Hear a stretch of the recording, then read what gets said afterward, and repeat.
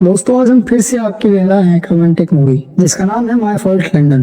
अरे हाँ यार, माय फॉल्ट और योर फॉल्ट तो हम पहले भी एक्सप्लेन कर चुके हैं, लेकिन ये वाली उनसे कुछ अलग है। अब कितना अलग है ये समझने के लिए शुरू करते हैं। तो कहानी की शुरुआत में हम नोआ को देखते हैं जो अपनी मोम के साथ बहस कर रही होती है, क्योंकि उसकी मोम का डाइवोर्स होने के बाद अब लंदन में उसका एक नया बॉयफ्रेंड बना है और जहाँ पर अपने साथ उसे ले जाने के लिए उसकी मोम उसे फोर्स कर रही है। अब नोआ अपने घर आती है और अपनी फ्रेंड और बॉयफ्रेंड से मिलती है। यहाँ पर नोआ का बॉयफ्रेंड देवदास बना हुआ बैठा होता है क्योंकि नोआ उसे छोड़कर लंदन जा रही है। नोआ उसे कहती है कि अब हमें लॉन्ग डिस्टेंस रिलेशनशिप में रहना पड़ेगा, क्या तुम इसके लिए तैयार हो? जिस पर उसका बॉयफ्रेंड उसे फुद्दू सा मुंह बनाकर कहता है कि ठीक है। अब नोआ अपनी फ्रेंड को कार गिफ्ट कर देती है। इसके बाद ये लोग यहाँ से लंदन के लिए निकल जाते हैं। नोआ को यहाँ पर आना बिल्कुल भी पसंद नहीं होता, लेकिन वो अपनी मोम की जिद करने पर उसके साथ जा रही होती है। अब गाड़ी से उतरने के बाद नोआ अपने स्टेप डैड से मिलती है और इंट्रोडक्शन के बाद ये लोग अपने घर में चले जाते हैं। नोआ इस घर को देखकर बहुत खुश होती है क्योंकि ये घर बहुत ही ज्यादा बड़ा होता है। अब नोआ बेसमेंट में जाती है जहाँ पर उसे बहुत सारी सुपर कार्स दिखाई देती हैं और उन कार्स को देखकर नोआ में मानो जान सी आ जाती है क्योंकि उसे रेस करने का बहुत ज्यादा शौक होता है। अब उसे ये शौक क्यों होता है इस बात का भी हमें आगे चलकर कहानी में पता चलेगा। फिलहाल के लिए तो अपने रूम में आ जाती है। अब नोआ को नीचे से कुछ आवाजें सुनाई देती हैं और वो खिड़की से देखने लगती है। तो यहाँ पर वो अपने स्टेप ब्रदर निक को देखती है जो स्विमिंग पूल में नहा रहा होता है। अब जैसे ही निक की नजर नोआ पर पड़ती है तो इन दोनों के लिए कुछ देर के लिए वक्त थम सा जाता है। अब तभी नोआ के रूम में उसकी मोम आती है जो उसे कहती है कि धीरे धीरे तुम्हें यहाँ अच्छा लगने लगेगा और वैसे भी हमारे लिए इससे बेहतर कोई जगह हो नहीं सकती। यहाँ से नोआ नीचे किचन में जाती है, लेकिन तभी अचानक से वहाँ पर निक आ जाता है। अब निक को एकदम से देख कर नोआ घबरा जाती है और पहली ही मुलाकात में इन दोनों की नोक झोंक होती है। नोआ उसे बोलती है कि तुम अपने बाप के एक बिगड़े हुए बेटे हो,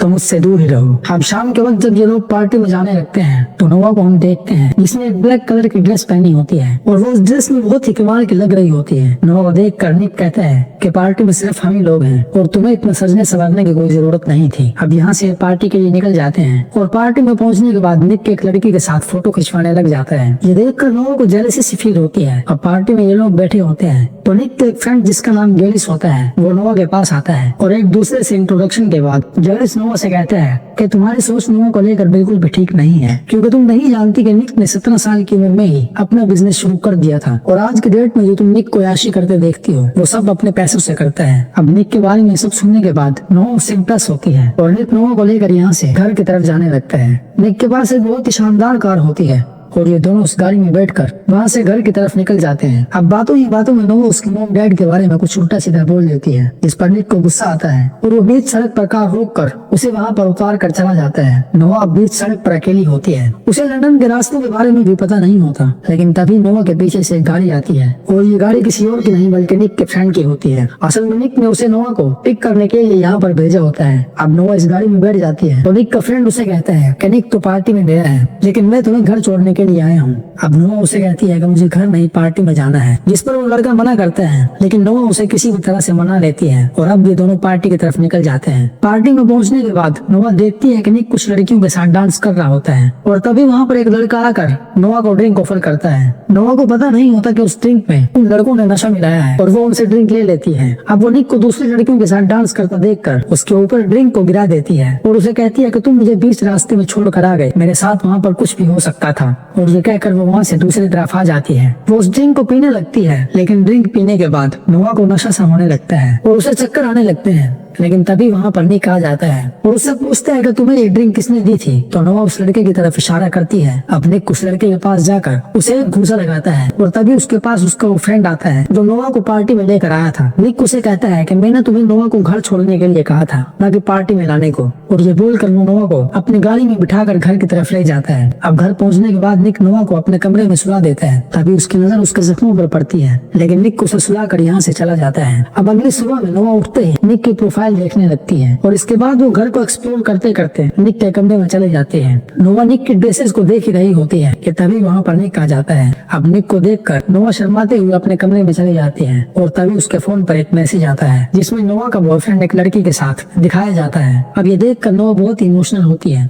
और वो रोने लगती है। अब शाम में निक अपनी गाड़ी में कहीं जा रहा होता है तो नोआ उसके सामने आकर खड़ी हो जाती है और उसे कहती है कि मैं भी तुम्हारे साथ चलूंगी। अब नोआ निक की गाड़ी में बैठ जाती है और वो दोनों एक ऐसी जगह पर पहुंचते पहुंचते हैं जहाँ पर इलीगल कार रेसिंग होती है। यहाँ पर बहुत सारी सुपर कार्स होती हैं। अब यहाँ पर पहुंचने के बाद नोवा एक लड़की से मिलती है जिसका नाम जेना होता है। नोवा को दुखी देखकर जेना उससे पूछती है कि तुम्हें क्या हुआ, जिस पर नोवा उसे वो वीडियो दिखाती है जिसमें नोवा का बॉयफ्रेंड किसी लड़की के साथ होता है। तो जेना उसे कंफर्ट कराती है और कहती है कि तुम्हें भी इसी के अंदाज में इसे जवाब देना चाहिए। अब इन सभी बातों के बारे में निक को भी पता चल जाता है और इसे भी इस बारे में सुनकर अच्छा नहीं लगता। अब पार्टी में नोवा डांस कर रही होती है कि तभी वहाँ पर निक आता है और उसे पकड़ कर बाहर ले जाता है। वो नोवा से कहते हैं कि तुम अपने एक्स से बदला लेना चाहती हो, जिस पर नोवा भी हाँ में जवाब देती है। तो निक नोवा के काफी करीब आता है और उसे किस करते हुए अपने फोन से फोटो खींच लेता है। अब निक उसे कहता है कि ये फोटो अपने बॉयफ्रेंड को भेज देना। यहाँ पर रेसिंग शुरू ही होने वाली होती है कि तभी एक लड़का आता है जिसका नाम रोनी होता है। जेना कहती है कि ये 1 साल से जेल में था और अब निक और इसके बीच में रेसिंग होने वाली है। निक के सभी फैंस को लगता है कि निक इस रेस को हार जाएगा क्योंकि रोनी इस रेस को किसी भी तरह से जीतना चाहता है और इसके लिए वो कुछ भी कर सकता है। अब यहाँ पर रेस स्टार्ट होने ही वाली होती है लेकिन मौका देखकर नोवा निक की गाड़ी में बैठ जाती है और जब तक निक को पता चलता है जब तक तो रेस भी शुरू हो चुकी होती है। अब ये दोनों अपनी अपनी गाड़ियों को भगाने लगते हैं और एक टनल से होते हुए आगे की तरफ बढ़ने लगते हैं। रोनी यहाँ पर नोवा से आगे होता है और वो नोवा की गाड़ी को आगे नहीं जाने दे रहा होता। नोवा अपनी तरफ से पूरी कोशिश करती है लेकिन तब तक के रेस के एंडिंग पॉइंट पर पहुंच जाते हैं और यहाँ से ये दोनों यू टर्न लेके वापस आने लगते हैं। अब ये दोनों अपनी अपनी गाड़ियों को भगा रहे होते हैं कि तभी रोनी देखता है कि निक की गाड़ी में तो कोई लड़की है और वो उसे देखकर हैरान हो जाता है क्योंकि रोनी ने नोवा को पहली बार देखा होता है। अब नोवा रोनी से साइड लेने लगती है लेकिन तभी रोनी नोवा की गाड़ी को टक्कर मार देता है जिस वजह से नोवा की गाड़ी का बैलेंस आउट ऑफ कंट्रोल हो जाता है। लेकिन कैसे भी करके नोवा अपनी गाड़ी को संभालती है और फिर से एक्सीलेटर दबाती है। अब जैसे ही रेस के एंडिंग पॉइंट पर पहुंचने वाले होते हैं तभी नोवा उसे क्रॉस करके इस रेस को जीत जाती है। रोनी को रेस हारने के बाद बहुत गुस्सा आता है और वो गाड़ी से उतर कर निक से लड़ाई करने लगता है लेकिन तभी यहाँ पर पुलिस आ जाती है जिस वजह से इन सभी को भागना पड़ता है।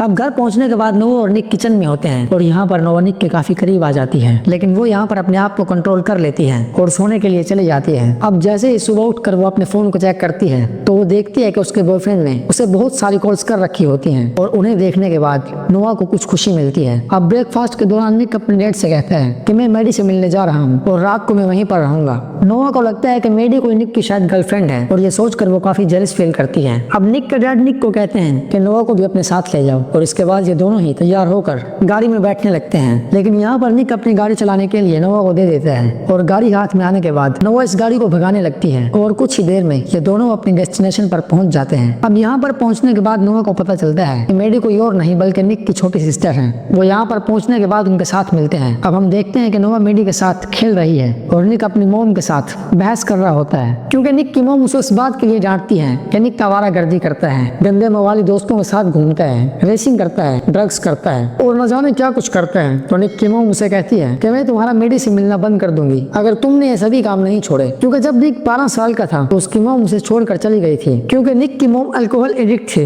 और इसी वजह से उसने निक और उसके फादर को छोड़ दिया था। अब शाम होने के बाद नोवा निक के पास जाती है। यहाँ पर नोवा उसे अपने एक्स बॉयफ्रेंड के बारे में बताती है और बातों ही बातों में ये दोनों एक दूसरे के करीब आ जाते हैं और एक दूसरे को किस करने लगते हैं। लेकिन तभी यहाँ पर निक की छोटी बहन मेडी आ जाती है और निक मेडी के पास चला जाता है। अब सुबह होने पर ये लोग अपने घर के लिए निकल जाते हैं और रास्ते में नोवा निक से कहती है कि तुम्हें अपनी मोम के साथ लड़ाई नहीं करनी चाहिए। इस पर निक कहता है कि ये सब तुम्हारी ही वजह से हुआ है, अगर तुम ये रेस नहीं करती तो यहाँ तक की नौबत ही नहीं आती। अब वो लोग घर पहुंच जाते हैं और यहाँ पर पहुंचने के बाद वो देखते हैं कि नोवा का बॉयफ्रेंड वहाँ पर पहुंचा हुआ होता है लेकिन नोवा गुस्से में होती है, वो उसे बात नहीं करती और उसे यहाँ से जाने को कहती है। अब ये लोग बातें कर ही रहे होते हैं कि तभी यहाँ पर निक आ जाता है और वो डैन के साथ रूडली बात करता है और फिर वो दूसरे कमरे में चला जाता है। तभी उसके पीछे पीछे नोवा आती है और नोवा निक से कहती है कि प्लीज कैसे भी करके तुम डैन को यहाँ से भगा दो, उसके बाद जो तुम चाहोगे वो होगा। अब निक नोवा के बॉयफ्रेंड के पास जाता है और उसे घूसा लगा के वहाँ से भगा देता है और उसके जाने के बाद निक और नोवा एक साथ बैठे होते हैं। वो दोनों बहुत ही खुश होकर सेलिब्रेट कर रहे होते हैं। अब अगले दिन निक की फाइट होने वाली थी क्योंकि निक ने अपनी जगह पर किसी और को रेसिंग करने के लिए भेजा था। नोवा को ये लड़ाई झगड़ा बिल्कुल भी पसंद नहीं होता और वो यहाँ से चले जाती है।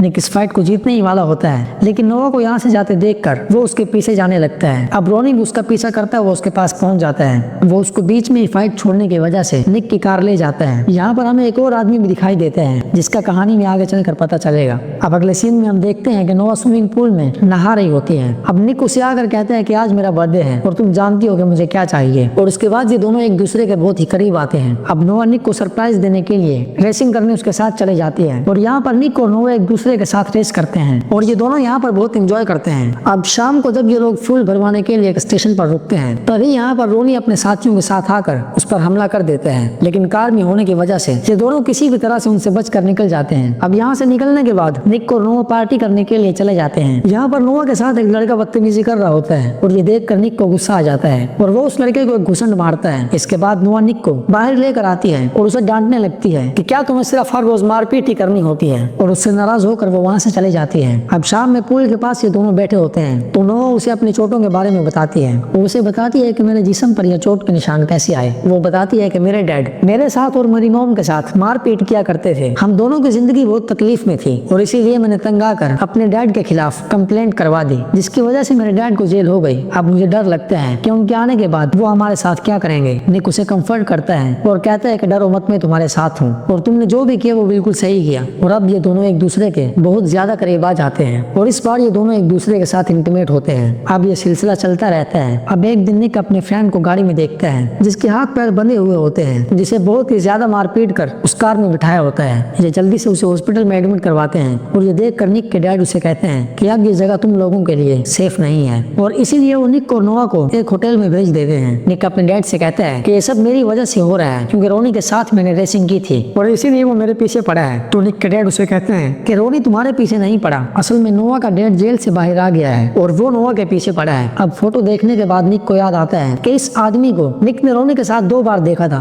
वो अपने डैड से कहते हैं कि आपने नोवा को बाहर भेजकर उनका काम और भी आसान कर दिया। और दूसरी तरफ हम देखते हैं कि रोनी नोवा को किडनैप कर लेता है और किडनैप करने के बाद वो उसे उसके डैड के पास ले जाता है। अब नोवा का डैड विलियम को फोन करता है और उसे 10 लाख पाउंड की डिमांड करता है। निक का डैड फौरन से मान जाता है और उसे कहता है कि तुम्हें पैसे मिल जाएंगे। अब निक को यहाँ पर याद आता है कि जो कार रोनी लेकर गया था उस कार में अभी भी एक ट्रैकर लगा हुआ है और उस ट्रैकर की वजह से हम उनके लोकेशन का पता लगा सकते हैं। अब निक अकेले उनके ठिकाने पर पहुंच जाता है तो रोनी पीछे से उस पर हमला कर देता है और उन दोनों के बीच में काफी ज्यादा फाइट होती है और एक टाइम पर आकर निक के हाथ में एक लोहे की रोड आ जाती है और वो उसे रोनी के सर पर मारता है, जिससे रोनी वहाँ पर बेहोश हो जाता है। अब दूसरी तरफ निक देखता है कि नोवा का डैड उसे कार में लेकर कहीं जा रहा है और वो नोवा को गन पॉइंट पर रखकर उसे गाड़ी चलाने के लिए कहता है। अब निक भी अपनी गाड़ी से उनका पीछा करने लगता है और गन पॉइंट पर होने की वजह से नोवा निक को आगे नहीं आने दे रही होती, इसीलिए निक एक शॉर्टकट लेता है और नोवा की गाड़ी के आगे अपनी कार लगा देता है। अब नोवा से कार कंट्रोल नहीं होती और वो निक की गाड़ी से अपनी गाड़ी को ठोक देती है। निक की कार पलट जाती है जिसकी वजह से वो काफी ज्यादा जख्मी हो जाता है। अब निक गाड़ी से बाहर आकर नोवा को बचाने की कोशिश करता है, लेकिन नोवा का डैड उसे गन पॉइंट पर लेकर यहाँ से निकलने की कोशिश करता है, लेकिन तभी यहाँ पर पुलिस भी आ जाती है। अब नोवा का डैड उन्हें धमकाने लगता है कि मुझे यहाँ से जाने दो वरना मैं इस लड़की को मार दूंगा,